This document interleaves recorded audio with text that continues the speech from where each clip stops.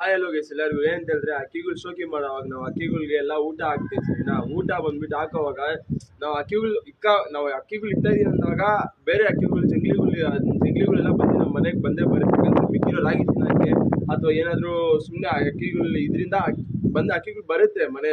ಸುಮಾರು ಜನಕ್ಕೆ ಇಷ್ಟ ಆಗಲ್ಲ ಅಕ್ಕಿಗಳು ಜಂಗ್ಲಿಗಳು ಬಂದು ಕಾಟ ಕೊಡ್ತಾರೆ ಅಂತ ಹೇಳ್ಬಿಟ್ಟು ಅದನ್ನ ಹಿಂಸೆ ಕೊಡೋದು ಮಾಡ್ತಾ ಇದೀರ. ಅದ್ರದ್ದು ಆ ಕಾಲ್ಗಳು ದಾರ ಕಟ್ಟೋದು, ರಬ್ಬರ್ ಬ್ಯಾಂಡ್ ಹಾಕೋದು ಸರಿನಾ, ಹಿಂಸೆ ಕೊಡ್ಬೇಡಿ. ಯಾಕಂದ್ರೆ ನಾವು ಶೋಕಿ ಮಾಡ್ತಾರಲ್ಲ ಆ ಅಕ್ಕಿಗಳನ್ನ ಇಟ್ಟು ನಾವು ಪ್ರೀತಿ ಕೊಡ್ತಾರೆ ಅಕ್ಕಿಗಳಿಗೆ.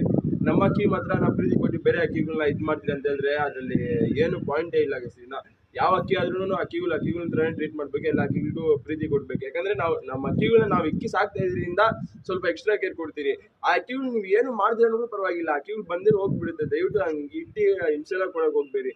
ನಿಮ್ ಕೈಲಿ ಆದ್ರೆ ಅಟ್ಲೀಸ್ಟ್ ನಿಮ್ ಮಿಕ್ಕಿರೋ ರಾಗಿನ ಡಸ್ಟ್ಬಿನ್ ಅಲ್ಲಿ ಬಿಸಾಕೋ ಬದಲು ಆ ರಾಗಿನ ಕ್ಲೀನ್ ಮಾಡಿದ್ರೆ ಆಚೆ ಹಾಕಿದ್ರೆ ಅದು ಬಂದ್ಬಿಟ್ಟು ಬೇರೆ ಅಕ್ಕಿಗಳಿಗೆ ಊಟ ಆಗುತ್ತೆ ಸರಿನಾ. ಯಾರು